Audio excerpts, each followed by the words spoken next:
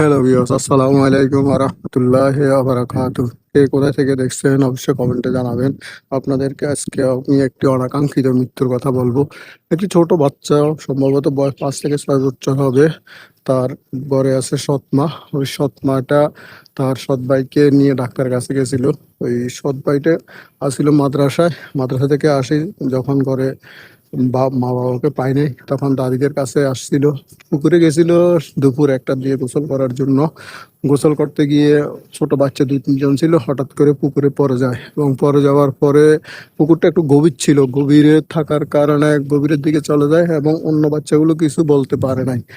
না বলার কারণে আর কেউ জানেও না।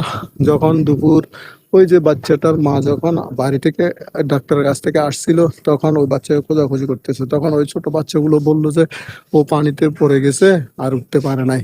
তখন খোঁজাখুঁজি শুরু হয়ে গেল। তখন 2-3 ঘন্টা পরে ও বাচ্চাটাকে পানি থেকে উদ্ধার করা হলো মৃত অবস্থায়। তখন আসলে মৃত না, এটা তো আর ডাক্তারে বলতে পারে, কিন্তু যখন হোশ জ্ঞান ছিল না ওর। তারপর ওকে ডাক্তারের কাছে নিয়ে যায় হাসপাতাল তাকে মৃত ঘোষণা করে।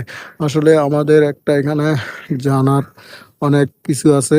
জানতে হলে আপনাদেরকে অবশ্যই সচেতন হতে হবে আপনাদের সন্তানদের প্রতি, বা যে কোনো সন্তানের প্রতি অবশ্যই আপনাদেরকে অবশ্যই সচেতন হওয়া দরকার। আসলে ঘটনাটা ঘটেছে আমাদের গ্রামে। আমাদের গ্রামটা হচ্ছে দক্ষিণ আমবাড়িয়া, মিরেশ্বরে, চট্টগ্রাম। আপনাদের যদি এরকম কোনো ছোট বাচ্চা থাকে, আপনারা অবশ্যই তার দিকে নজর রাখবেন, যাতে একা ফেলে রেখে যাবেন না। মাদ্রাসায় থাকুক, স্কুলে থাকুক, আপনার কোনো আত্মীয় স্বজন যদি আশেপাশে থাকে তাদেরকে বলে যাবেন, অথবা তারা যেন মাদ্রাসা থেকে নিয়ে আসে বা স্কুল থেকে নিয়ে আসে তাদের কাছে রাখে। কারণ বলা তো যায় না দুর্ঘটনা কিভাবে আসে।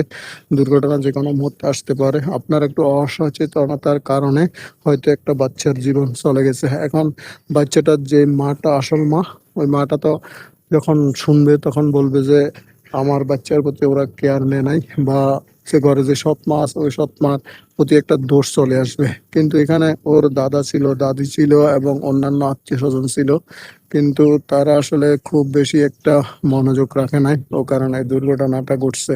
তো আপনাদের যদি এই ধরনের কোনো একটা বাচ্চাটা বাচ্চা থাকে, আপনারা অবশ্যই এর প্রতি নজর রাখবেন। বা আপনাদের যদি কোনো দিকে বাচ্চা রেখে যদি যেতে চান ডাক্তারের কাছে কিংবা কোনো আত্মীয় স্বজনের বাড়িতে, তাহলে আপনারা অবশ্যই আপনাদের বাচ্চাদেরকে আপনাদের আত্মীয় স্বজনের কাছে রেখে যাবেন।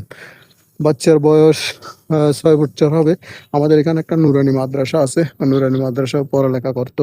নুরানি মাদ্রাসা থেকে যখন রাস্তা দিয়ে আসছে, অনেকে দেখছে বাচ্চাটাকে। আসলে বাচ্চাটা অনেক ফুটফুটে সুন্দর। আমি ওর চেহারা ছবিটা যদি দেখাতে পারতাম তাহলে ভালো হতো, কিন্তু আমার কাছে ওর কাছে কোনো ছবি নেই, বা মৃত অবস্থায় ওর ছবিও তুলতে পারি নাই।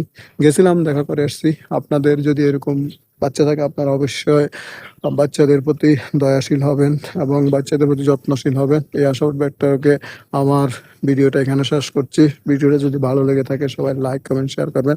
আসসালামু আলাইকুম ওয়া রাহমাতুল্লাহি ওয়া বারাকাতুহু।